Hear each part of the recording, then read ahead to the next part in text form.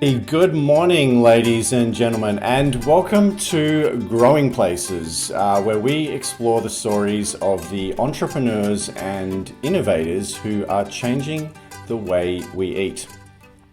Folks, my name's Nate. I'm the host of the show here, or the broadcast, and my guest today is a really interesting young entrepreneur who has built a business that is all about solving a global food problem at the same time as producing and creating a really interesting and value add product. So we're going to be talking about food waste, recycling, and a whole lot of really interesting topics today. Welcome to the channel, Tinia Pina. Thank you, Nate. Thanks for having me here. Absolute pleasure, absolute pleasure. How are you going this sunny New York weekend? It's a nice change from the snow we've had recently, huh? I was going to say, I've been here for about 15 years, and this was probably the first time that I remember us having the extended amount of time of just like constant snowfalls. It was like 4 days, right? Yeah, it So it was was a solid actually, stint. Yeah, yeah, you it get was nice. But I guess during a pandemic when we've been holed up for a while, maybe a different time. indeed, absolutely. So, Tinia, we're going to be chatting about your business today, which is a company called Re-Nuble. It's not the first business, though, that you've had that has involved, shall we say, monetizing waste streams. I was wondering if you could talk me about some of your first jobs and some of the ways that you kind of bootstrapped this business when you were just getting started. I understand from chatting with you earlier, you had a dog walking business at one point. So actually, just to correct, I was walking. I was a walker for someone else's business. Ah, So I wasn't on the monetization side of it, but during that time, so Renewable had like a very kind of non-deterministic path to that led us to here. So I had first came to New York City in 2006 and then went back home. I'm originally from the Washington D.C. Maryland area, so in Virginia, and went back home to kind of reduce my partners and my cost of living at the time, live with family, and really start the nemesis of Renewable at that time. And I was taking all these oddball jobs. So whatever I could find on Craigslist. There was even one position where and this is how, like, as an entrepreneur, you do the craziest crap to just like bring in money to make sure that you're not going through this desperation. I applied for taking pictures for your, like taking pictures of your feet for those that like wanted to have some type of, I don't know what the intention of the picture was, but it was a very easy, like low cost, meaning I don't have to drive anywhere. I don't have to deal with DC Metro traffic. So I remember applying for that, didn't get that.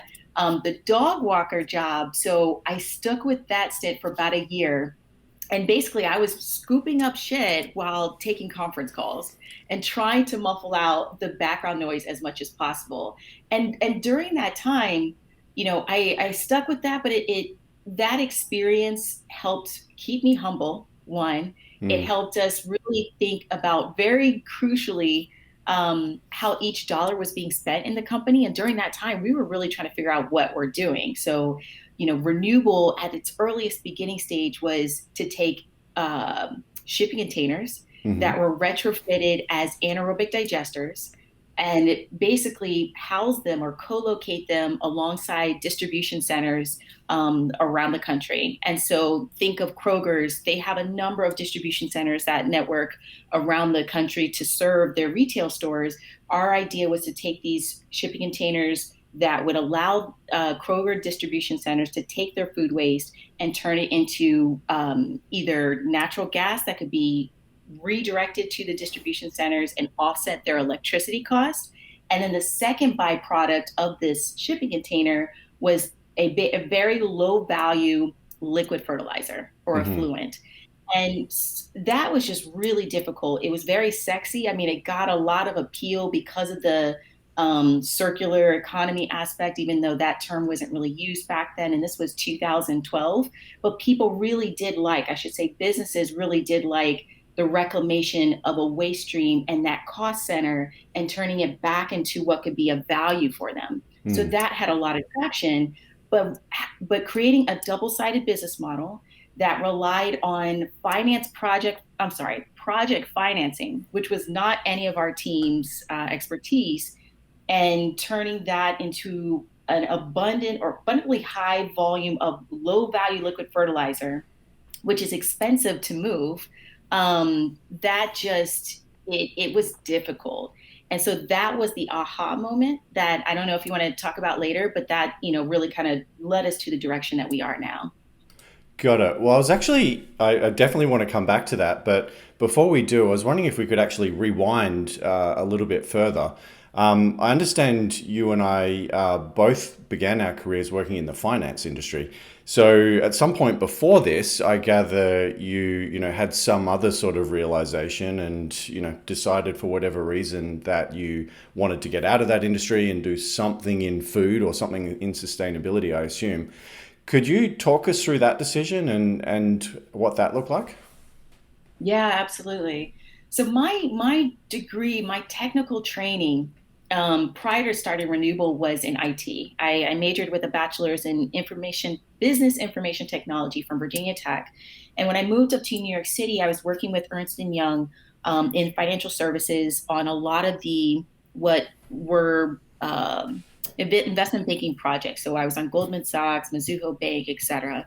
And I just always had this inclination to take what I had learned and try to, make it more of a bit more mission aligned. So in the earliest days, Tania was trying to basically advise lower income families and communities on how to basically manage their money on a fee base only, so that they could take advantage of opportunities where they're owning assets and not so much just like kind of investing in ways that were not as advantageous to them.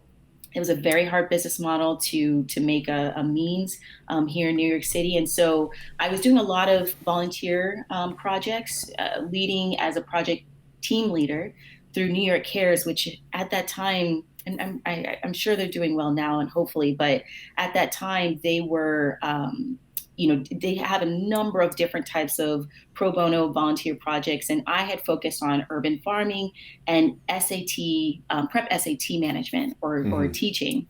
So we were doing a class. It was an 8-month session at Thurgood Marshall in Harlem, and we were teaching a class of about 8 to 12 students on Saturdays from 8 a.m. until 3 p.m.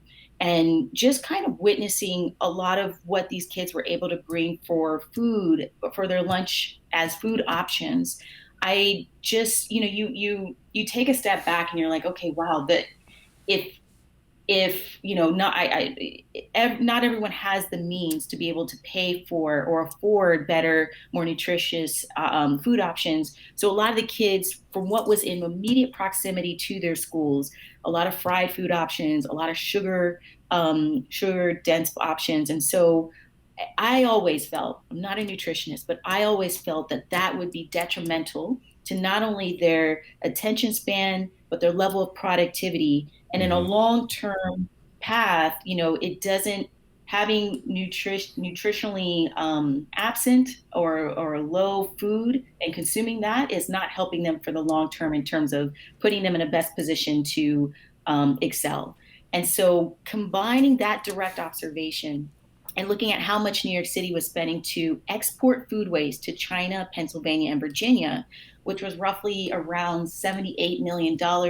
I don't know what that figure is now, especially during COVID-19 times.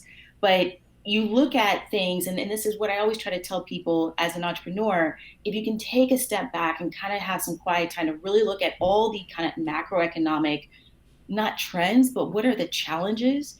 I felt that it was necessary to take this food waste stream and to make it easier for more farms to grow organically or less chemically laden food.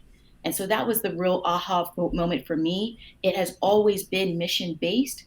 But at that time, it was how can we take this waste stream that is very abundant in metropolitan areas and allow it to, fuel or be a catalyst for more farms, whether indoor or outdoor. Our beachhead, our focus is indoor primarily right now.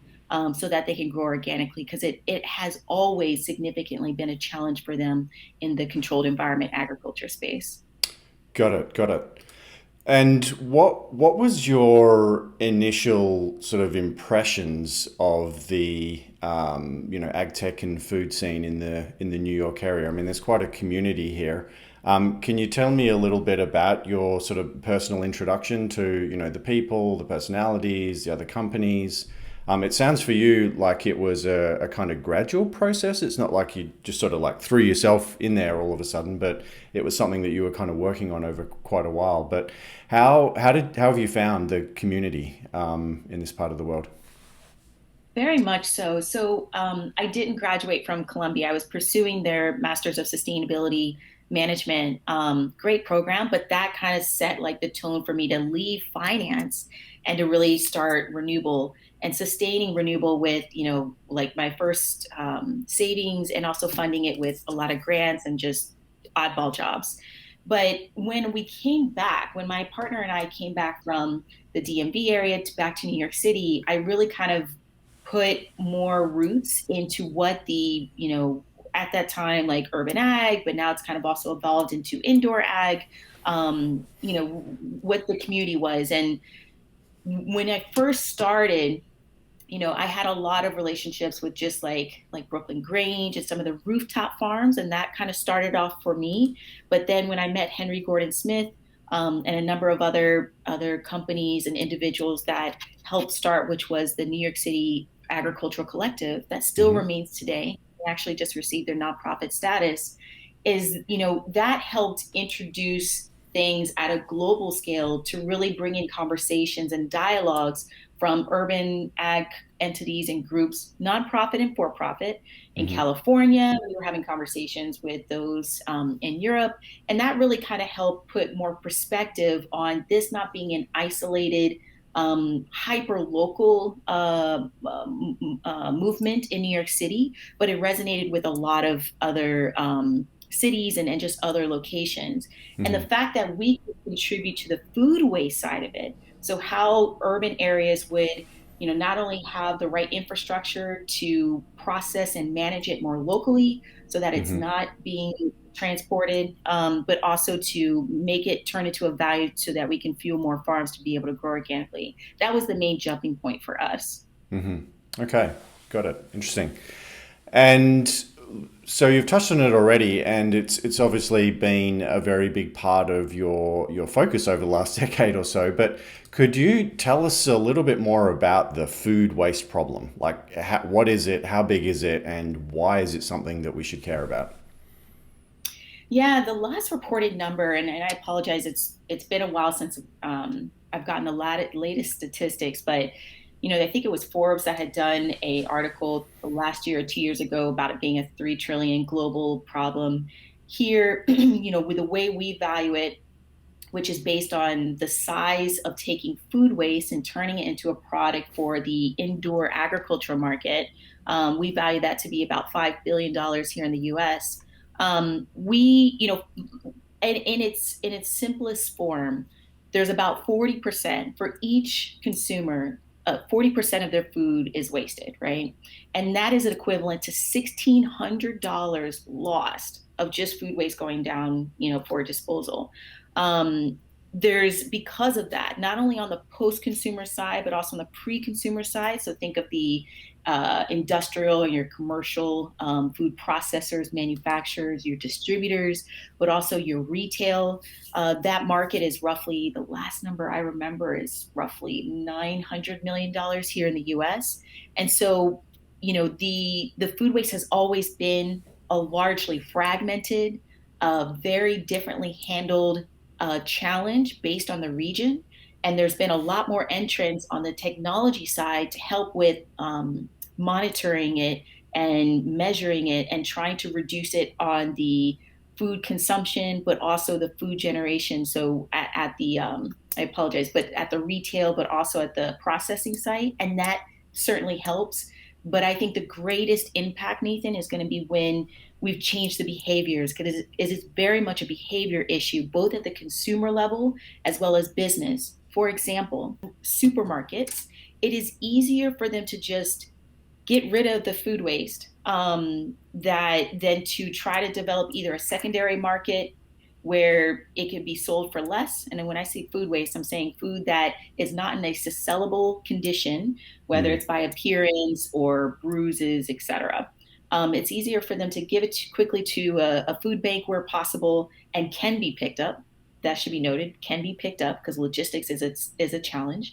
And the second thing is, for them to just dispose it because oftentimes, it's already at a perishable state. And Mm. because supermarkets need to uphold this appearance of abundance and being able to have the freshest quality, that churn of food waste is just going to continue to go. Even though, from an ESG perspective, a lot of corporations are being held to higher standards, increasingly so as of this year.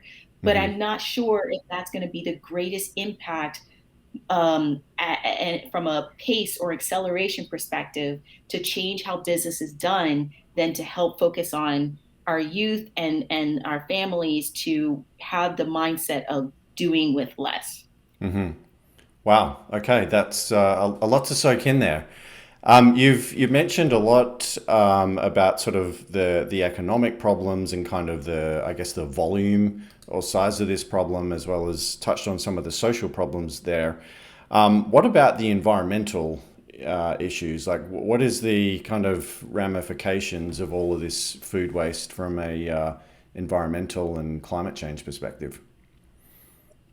Yeah, and it's a good question. I can't remember what the greenhouse gas emissions globally is that food waste not handled, not managed appropriately or responsibly contributes to.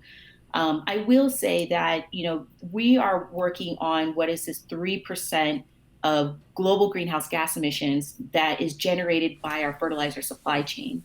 So ultimately, Re-Nuble, what we do is we take food waste, from food manufacturers, producers, and distributors, and we reclaim that, turning into organic hydroponic nutrients. Because currently, the fertilizer supply chain contributes to 3% of the global greenhouse gas emissions.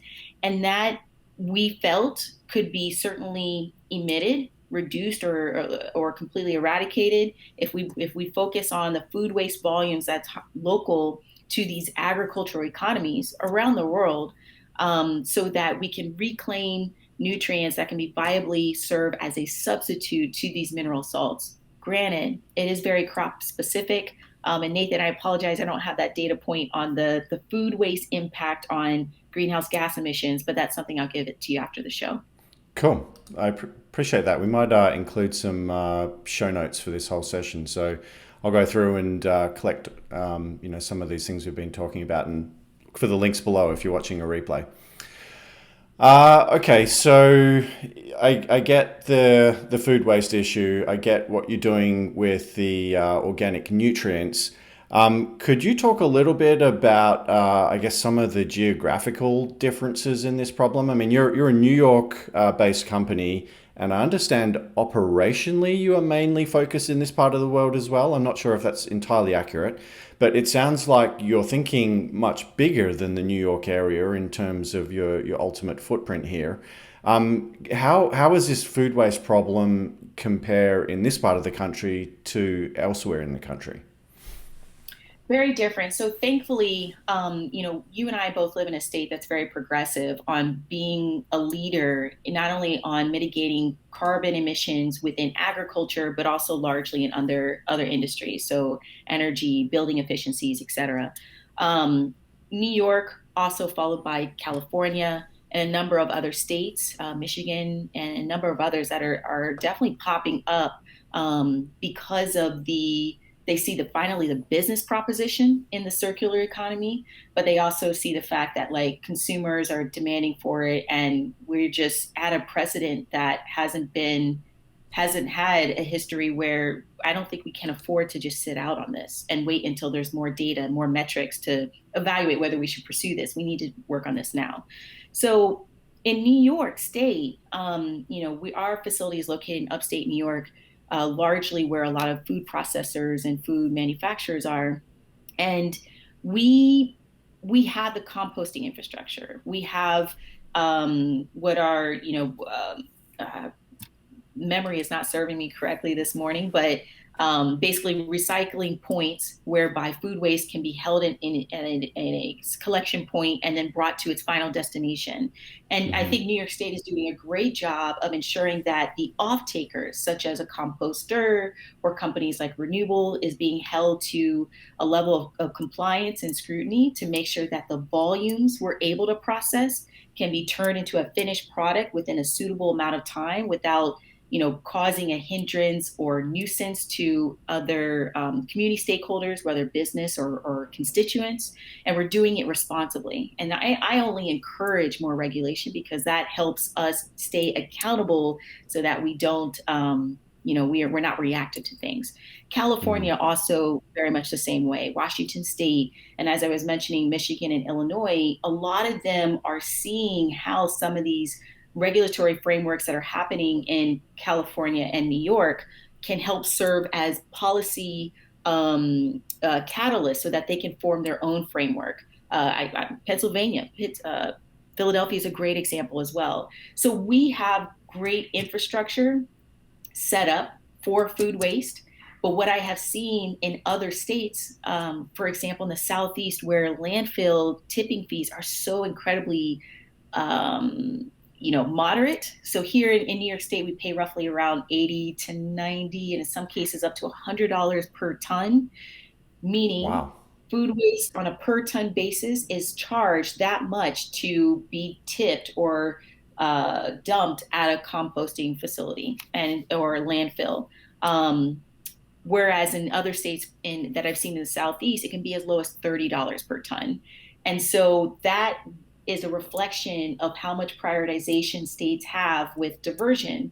And if that tonnage rate does not increase, whether it's a catalyst of landfill capacity being reduced or the states not putting much prioritization around it, then businesses are going to continue to send it to landfill because they already have the hauling and infrastructure set up to do that. They're not being Mm. challenged.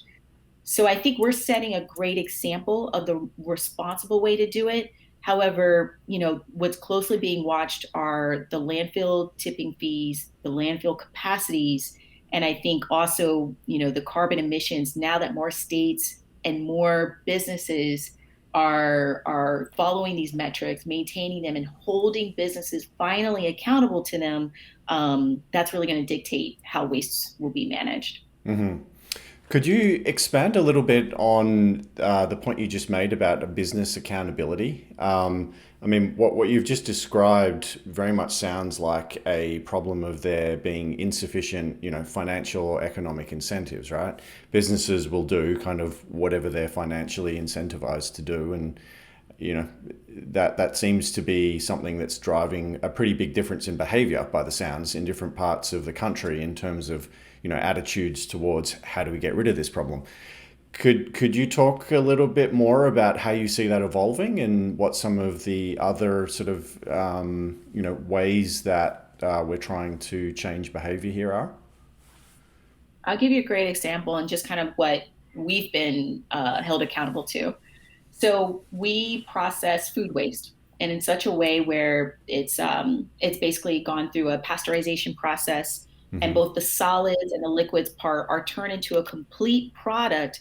Because if we were in the need to dump any water into our wastewater, so let's say some of the byproduct, the processing water from the food waste, were to need to be dumped because it wasn't completely turned into a finished good, a product, the Department of Environmental Conservation here in New York State evaluates that wastewater and ensures that there is enough monitoring on an annual basis and even before we start operation to make sure that the nitrates, the number of nitrogen form of compounds, are not being dumped into the water and at a load by which either the wastewater treatment plant wouldn't be able to sufficiently process it and or the taxpayer is not going to basically offset our cost for processing. So they're absorbing that cost essentially. Hmm. And that's why from the very beginning, we focused on ensuring that there's really no waste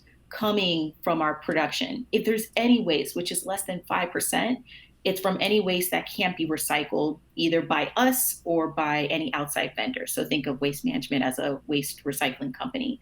So looking at, wastewater and how government bodies are evaluating that, if there are, I would say, government bodies like New York State that are holding accountability just as high in other states, it's going to force other businesses to be more creative and to rethink how can we turn this waste stream into a product, even in our own operation. And I think, this is certainly an opportunity where there's more entrepreneurs needed. That's where there's going to be a lot of opportunity. It's like really thinking from a life cycle perspective, all the products that are generated and the supply chain as well. How can we reuse every input, every output of our process and our product line so that there's no waste? But it really comes down to if that ironclad fist is being provided by government bodies. Got it. Got it. I see. So, it's certainly encouraging to hear that there's, change afoot and that there's an increasing number of people who are awake to this problem and aware of it. And I guess I'm encouraged to hear that we are sort of making some steps in the right direction. But I wanted to ask you the question of like, how did we get here? If an objective person would kind of rock up today and observe our food system with this horrendous amount of wastage occurring right the way through, right the way from the farm to the, Trader Joe's shelf or wherever it is.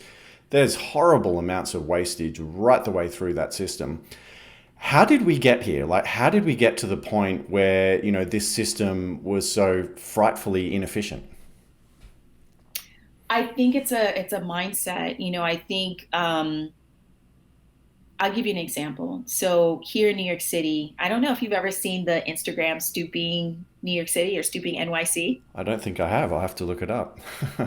It's really cool. And the Mm. reason why I bring it up is because you'll see, like, as all these people, regretfully, have some of them have left outside of New York City, right? And we're also getting some more people into the city, I think, especially as some people miss the city.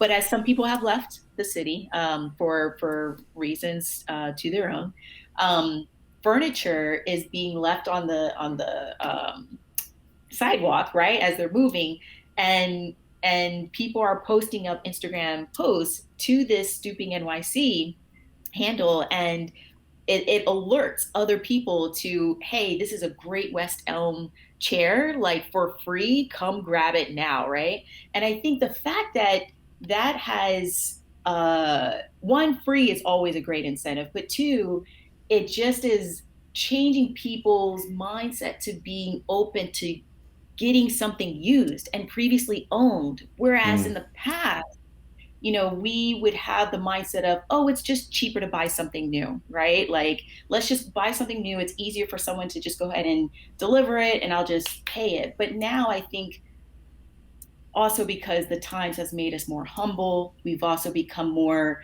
have a mindset of self-sustenance. And I think people are open to secondhand resources or items or goods that is what was needed before to that was lacking before that got us to here. A great example is I have a family member that just thinks that it's just, oh, throw this away now. It's just cheaper to buy something new. And so Mm. I think that same mindset is also relevant to food waste, Hmm. where we don't price the nutrition in properly grown food. We don't price the effort and the energy invested in growing food and the mileage that it's undergone to go from point A to point B. But now that awareness and now that accountability is being held to it, and I think as consumers like you and you and myself and others are seeking for that information and trying to make sure that there's transparency of how our food is grown, that is what was needed that would have Mm. prevented how we've gotten here today. Hmm. Very interesting. Very interesting. Let me ask you for some advice. This relative of yours that you just mentioned, who doesn't sounds like they don't fully appreciate some of the problems that they might be creating. Do you find yourself regularly kind of approaching people like that, or and say, hey, like da da da da da, or do you tend to just sort of keep your mouth shut? And have you found any successful ways for people that care a lot about this stuff to try to educate other folks around them? Are there any ways that you found particularly helpful? Yeah, I'm a very vocal person in when I need to be. And for family, there's a comfort level of being able to have that conversation. And I think what makes it easier is when you can have that conversation, but it coming from a position of love, right? And so the way I've been able to do that is, okay, what do I share with this person? And it's a close relative, an older relative, so he's in his 60s. But what Mm-hmm. do we both love, right? We love our my niece and nephew and this person's grandchildren, and by trying to show what's at risk. I don't like Mm-hmm. the idea of fear, but if we show what's at risk of what we can lose without creating fear mongering, it has been a better way to resonate with that person and get them to come at least to the same understanding, but it's very hard to get them to adopt the same lifestyle. Mm-hmm. Got it. So you kind of focus on a shared thing that you both value and say, hey, we both find this one thing, this person's future, whatever it is, really important. Like, let's work on this together. And this is one way that you could do that. I have. I mean, I'm sure there's a more, like pointed and like this is the facts, but I just Mm. based on even in the last year, sometimes that's just not effective. Mm-hmm. Gotcha. Gotcha. So, changing gears a little bit here, I want to talk a little bit more about your business. So, you mentioned earlier, it's kind of like a two-sided business model. Part of it is this waste that you are diverting from landfill, and in some parts of the country, that might cost otherwise, $100 a ton to dispose of. Other parts, it might only be $30 a ton.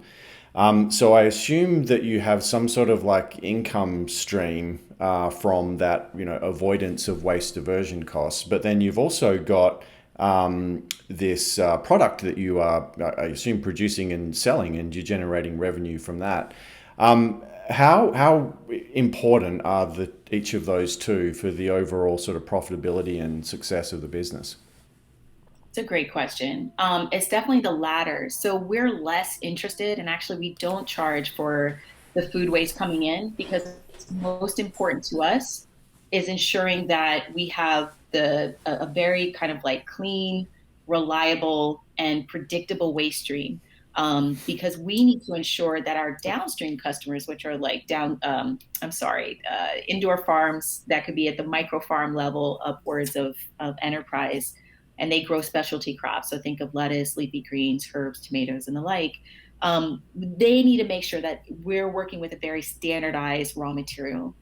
And so we prioritize, we're not trying to, we want to add value to those that we seek raw materials from. So our supply chain partners, that we can reliably get this waste stream. The waste stream is not going to have any points of contamination, and there's transparency, 100% transparency. So that's really important to us. And that there's a very mutualistic communication by which we're keeping each other 100%, 100%, but completely dialed in as to how that waste has been collected, sourced, and handled, right? And so I have felt that if you monetize the waste, which there's certainly an opportunity to do there, but then it changes the dynamics from more of a cost cutting and not achieving a mutual goal of let's just make sure the waste is handled with the utmost efficacy and transparency as possible. The Mm-hmm. downstream monetization, where we are selling a product direct to farms as well as through resellers and distributors, is where we feel the most value, and that's why we focus on that monetization. Got it, got it. And the waste streams that you are acquiring or are being given, um, how important is the sort of partner selection process there? Do you have to kind of identify very different, very specific types of, food distributors or food retailers or food processors? Like, what does the ideal food waste partner look like for you?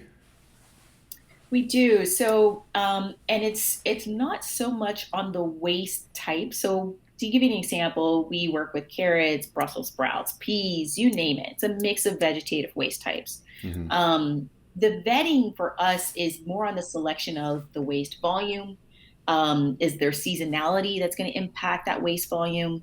Are we sourcing it from the most local and from a ESG aligned perspective partner that values this type of relationship as much as possible for the long term? And then how can we make sure that they're benefiting from this type of relationship as well? So those three kind of tenets are the most important to us. Um, and on the scalability kind of question we get often is like, okay, well, if this partner isn't located in, let's say, California or Texas, but you work with this partner in New York, that questions your scalability. Well, our scalability is because we work with a national logistics hauler that gives us, it guarantees our access to food waste. So the security of the food waste is in our hauling partner, not as much on having one food processor or manufacturer that operates in all the markets that we wish to have a facility in. Got it. And okay, so that's the sort of, shall we say, the supply side of your business, and I think I have a handle on that. What about the sort of product side or the customer side, if you will? I understand the product you're producing is an organic liquid or hydroponic plant food or nutrient, so to speak. What is so special about the product, and why is it different from other products that are already on the market? Yeah, good point. And actually, Nathan, do you mind bringing up that picture? I can kind of talk to the points about the product in within that picture. So when you're working with organics, there's a number of biological just occurrences that happen in the soil, which would be of no issue because you have the microbes, you have a number of different buffers within the soil that would naturally break down the nutrients from a source of oxygen, and then I'm sorry, it breaks down the nutrients from different types of nitrogen forms into ideally nitrate. And it does that in a way that can be efficient, but often takes a bit more time in soil. In hydroponics or soilless or controlled environment agriculture, those same biological processes are absent. So you just have water. In often cases, you're working with a very sterile system. And the bubbles that you saw in that picture on the left was the protein from the organics breaking down because the microbes from the product are causing what is the breakdown of the material, and it generates the foam.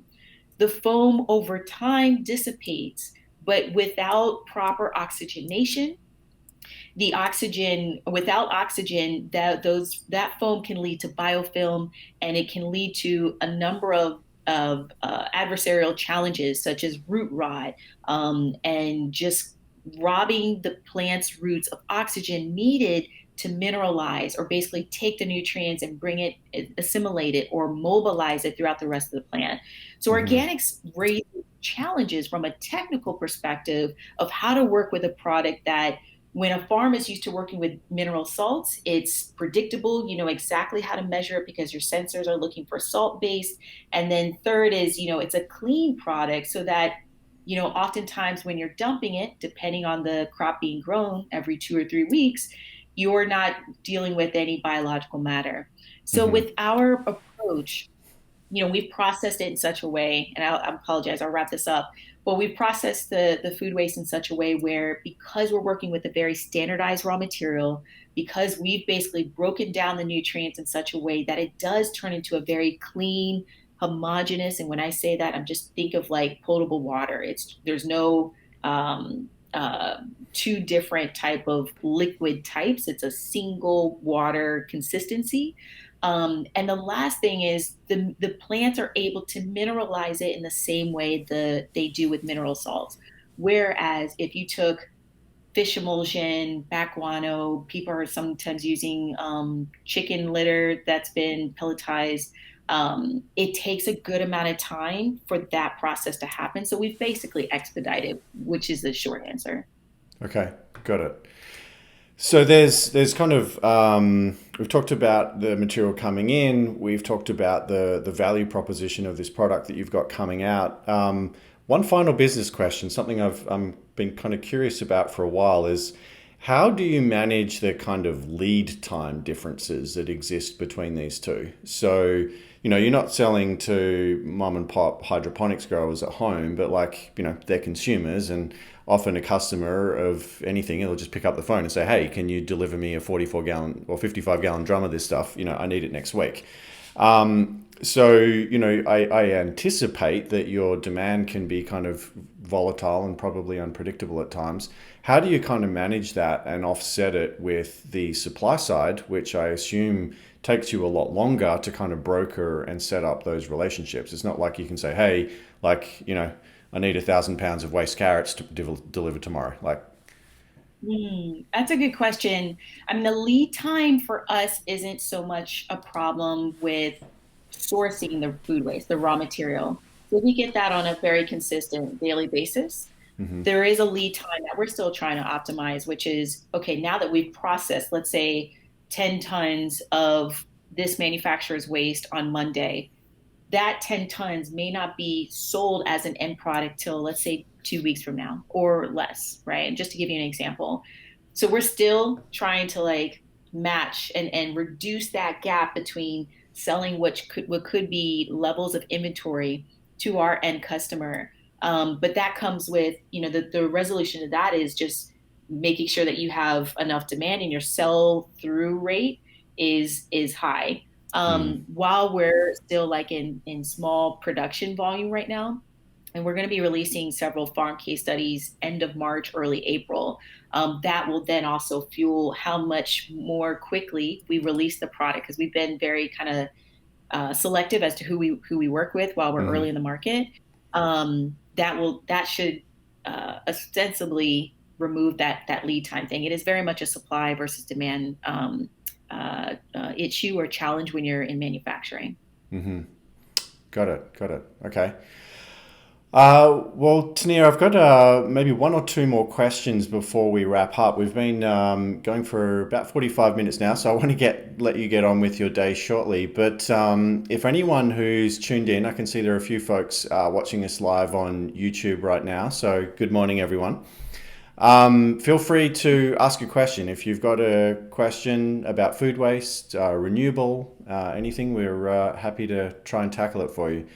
One more question from me though about the future and your vision for what that might look like. If we were to kind of start afresh with this whole food system thing, we've talked today about a lot of the problems that exist today, and I think we can agree on what many of them are. What is your kind of vision for what the future of food might look like, and what are some of the kind of key elements of it? Yeah, I mean, so there's a lot more. It's interesting. I mean, we were familiar with the alternative proteins such as Beyond Meat and so forth, but I see a lot more plant-based alternative proteins that are whether people are using spirulina or other forms of microalgae. And I think the my angle of it is the distributed network of how food is being produced. So rather than the type, well, there's actually a couple points. So future food for me and my personal kind of mindset is we are more open to food that is not only kind of culturally relevant, but is also nutritionally focused. Hmm. So, are we addressing dietary guidelines with food that is ideally the least amount processed, is addressing nutritional guidelines in food from its rawest form, and is culturally relevant so that it's not, the adoption rate isn't going to be as low as perhaps early adopters. And then the second thing is like, how are we producing that food? And I think, here in New York City, in New York State, there's a lot of conversation around, increasing our own domestic production of food so that we're not relying Mm-hmm. on this long food miles from California and elsewhere.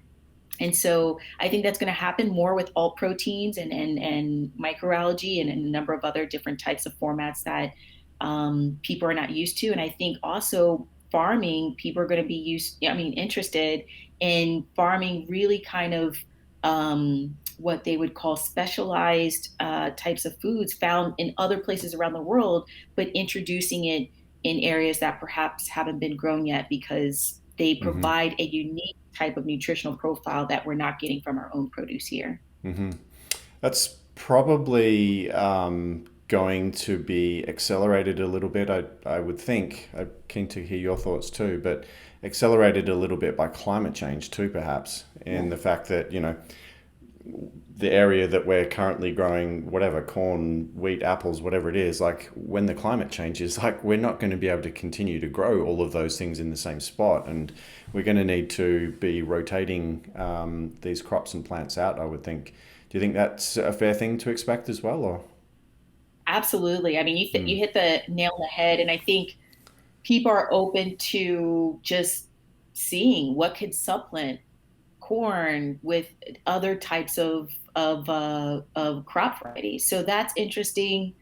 I've been always of the mindset of what can we grow in its most natural basic form without modifying. But that's my own kind of take on it. yeah, totally. All right, Tania. I have one more question for you. Okay. Any advice for potential entrepreneurs, potential founders in this space, people who are listening to this, and there's a lot of people in our network and our community who care very deeply about the sort of problem that you and your team are solving. So thank you for the work that you're doing. But if there's folks out there who are listening to this and they're kind of intrigued and going, "Wow, I love what these folks are doing," what advice would you give to potential entrepreneurs who are thinking about doing something in this space? I think when you were starting Urban Leaf, you did a great job by trying to plug yourself in, not trying, but plugging yourself in and talking to the people that at least showed some type of presence of contributing to this. And the more people talk rather than trying to wait for the right moment, the easier it is to mobilize resources and to create that community so that we're all adding different perspectives. And there are things that I can help you out with to reduce your challenge and your learning curve. So I think if we come approach things with a collaborative mindset and just talk about it, at the minimum, it just makes it easier to identify those that can help contribute. And the more we can make this community larger, the quicker it will be that we can create this change. Amazing. I love it. Okay, well, let's wrap things up. Where can people find you online if they want to get in touch or follow what you're doing? Where should they go? Yeah, no, I appreciate that. So our website is Re-Nuble, which is RE-Nuble.com. A number of kind of changes or updates to the website are going to be happening in the next 3 months. Look out for case studies from our farms that are currently Hmm. trialing the product by end of March and early April. But that's the best resource to go. And Okay. if not, we're on Instagram and all the other social media. Perfect. And we'll include all these links in the show notes below, as well as links to the New York Ag Collective that you mentioned earlier and all of the other bits and pieces that we've covered in this interview. Look out for them in the show notes. Tania, been an absolute pleasure chatting with you. Great to have had a chance to catch up and learn a little bit more about your, views on the world and food and everything that you're working on at Re-Nuble. So, thank you again. And folks, this has been Growing Places, where we explore the stories of the entrepreneurs and innovators who are changing the way we eat. Thank you, Tinia. Have a good weekend, Thanks for and having we'll me, catch you Nathan. again soon. Take care. Bye. Anytime. Bye bye.